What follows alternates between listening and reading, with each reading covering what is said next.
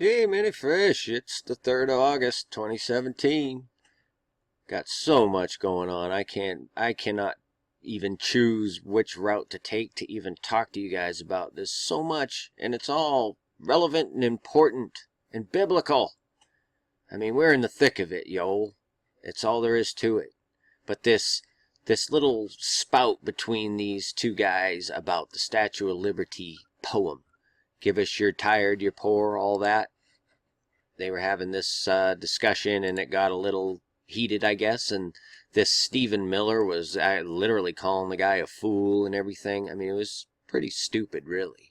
But Stephen, it just popped in my head. Stephen, he's the first Christian martyr. Everybody knows that Stephen, well, if you've read the Bible at all, then you know that. I'm trying to find Stephen here. There he is. And, yeah, he was the first Christian martyr. He was pretty much out there trying to save the Jews. Exclusively trying to save the Jews, but they wanted none of it, because they are the synagogue of Satan. That's what they are. So they stoned Stephen to death. That's what they did. Because he was risking their status. And Miller, that's funny too, because Miller is an occupation that uses a stone to crush grain into flour. A miller. And then Acosta, that's just a rude, obnoxious person that pushes and shoves you around. But the poem that they're talking about, give us your tired, your poor, that was written by a woman named Emma Lazarus. Now, if you know the story of Lazarus, then you'll understand the significance of that.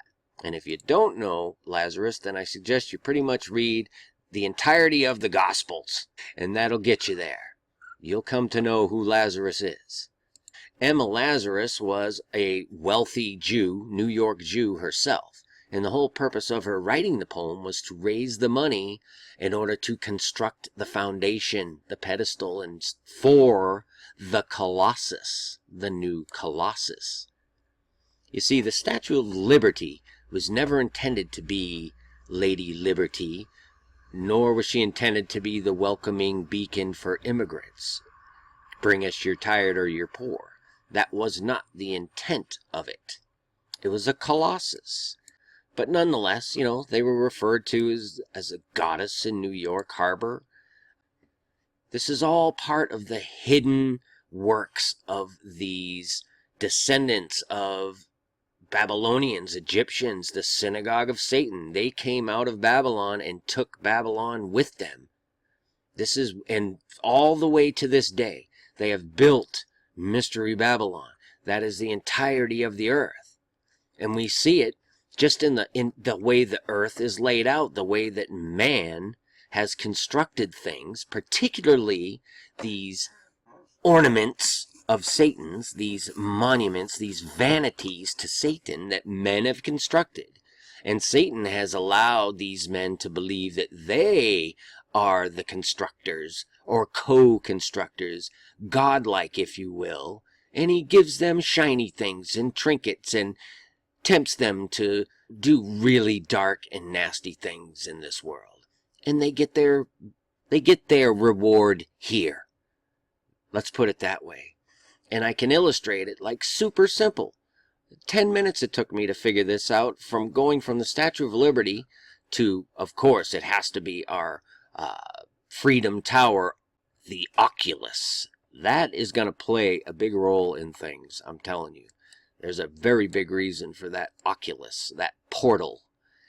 And I go over here, and we just have these same people, mind you, designed 99.9% of all the parks, monuments, statues, all masons, every single bit of it, for centuries, for millennia. This monument here is known as the Martyrs Monument. Remember Stephen, the martyr? And it's just jam-packed with their little symbolism and all their good stuff. And these two lines that I go from the Oculus to that Martyrs Monument, both are, one is 2.23 miles and one is 2.32 miles. 1/10 of a mile separates the two, or 10, you understand what I mean. And this line that runs in between them, this line right here, that line, oddly enough, in miles, is 3.63 miles, or 62 miles. You know what that adds up to? 19,191 feet.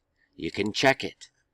And when I go into these to make these measurements, I go right to these markers. I don't fudge it. You know what I'm saying?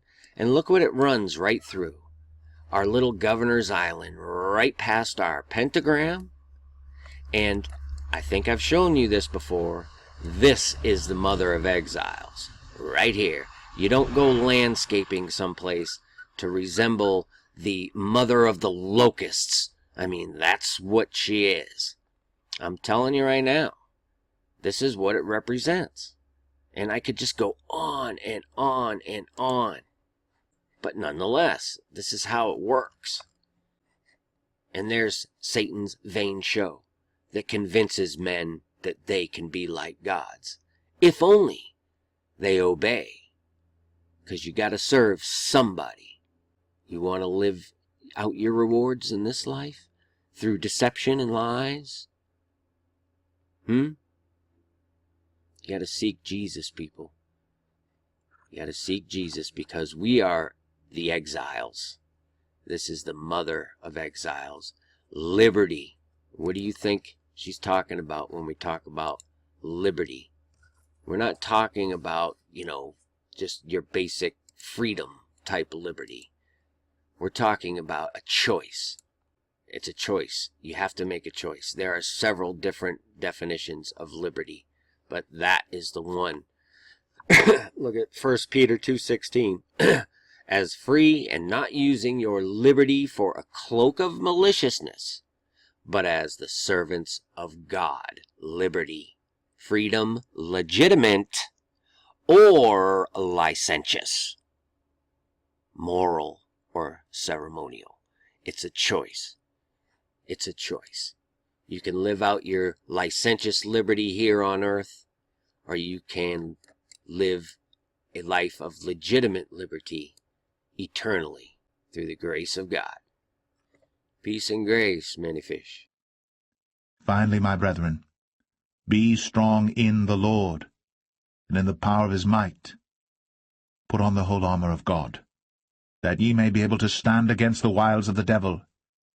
For we wrestle not against flesh and blood, but against principalities, against powers, against the rulers of the darkness of this world, against spiritual wickedness in high places. Wherefore take unto you the whole armour of God,